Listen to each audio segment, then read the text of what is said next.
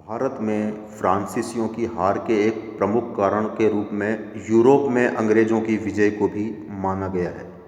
अतः तृतीय कर्नाटक युद्ध में फ्रांसीसी हार के लिए यूरोप में अंग्रेज़ों की विजय किस प्रकार जिम्मेदार थी, इस बात को हम थोड़ा सा देखेंगे।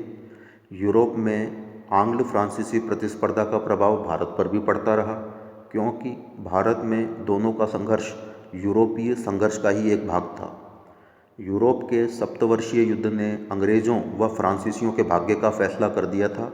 सप्तवर्षीय युद्ध में अंग्रेज़ों की विजय ने अमेरिका और भारत में स्थित उपनिवेशों में भी फ्रांसीसियों की पराजय घोषित कर दी।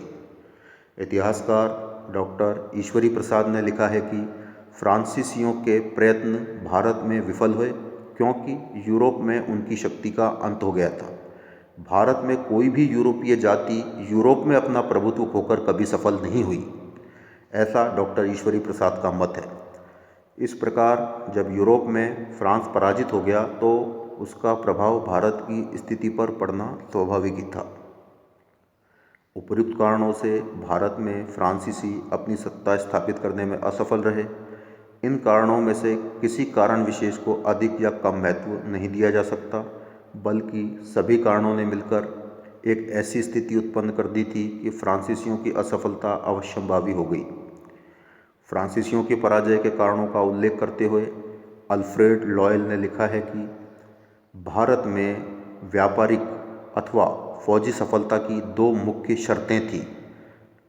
पहली वो बोलते हैं, तटीय प्रदेशों में सुदृढ़ मोर्चेबंदी तथा यूरोप के साथ संचार मार्ग खोज सकने वाली दृढ़ नौसेना। अंग्रेज समुद्र पर अपना गौरव बढ़ा चुके थे, जबकि फ्रांसीसी स्थल पर भी अपनी शक्ति खो रहे थे। तो ऐसा लॉयल साहब का मत है कि बिना नौसेना के और बिना तटीय मतलब नौसेना की जिसकी नौसेना मजबूत होगी उसी का ही भारतीय व्यापार और राजनीति पर हस्तक्षेप रहेगा, ऐसा उनका मानना था।